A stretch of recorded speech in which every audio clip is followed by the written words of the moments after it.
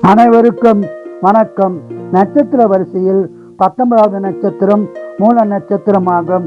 இந்த நட்சத்திர அதிபதி கேது பகவான் ஆவார். ராசி அதிபதி குரு பகவான் ஆவார். இந்த நட்சத்திரம் 4 பாதமும் தனுசு ராசியில் உள்ளது.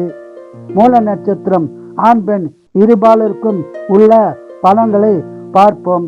மூல நட்சத்திரம் ஆண்கள், இவர்கள் கடவுள் பக்தி அதிகம் உடையவர்கள்.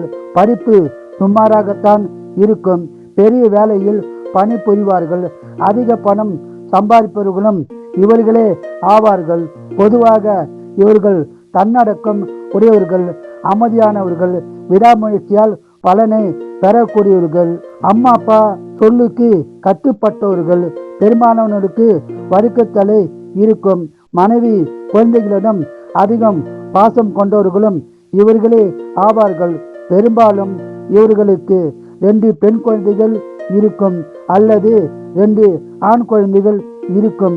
60 வயதிற்கு மேல் ஆன்மீகத்தில் அதிக ஈடுபாடு உடையவர்களும் இவர்களே ஆவார்கள். ஜாலியான வாழ்க்கை வாழக்கூடியவர்கள்.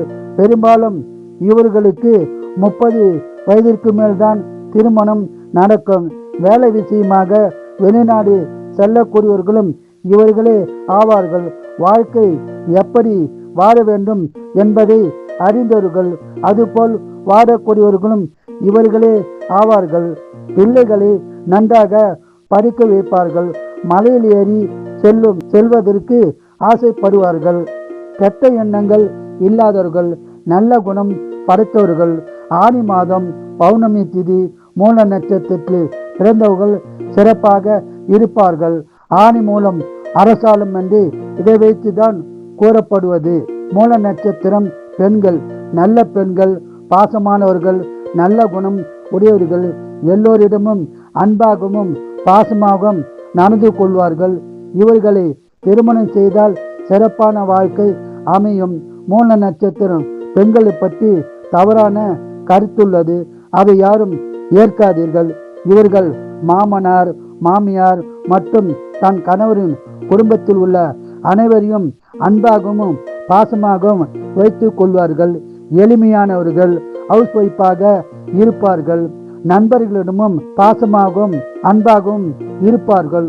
ஒரு சிலர் வேலைக்கும் சென்று குடும்பத்தையும் சிறப்பாக நடத்துவார்கள். கடவுள் பக்தி அதிகம் உடையவர்கள். இவர்கள் திறமசாலி, புத்திசாலி, தைரியசாலி, கெட்ட எண்ணங்கள் இல்லாதவர்கள். நட்சத்திர வரிசையில் சிறப்பான நட்சத்திரமாக மூல நட்சத்திரத்தை சொல்லலாம். வாழ்க வளமுடன், நீங்கள் நலமுடன்.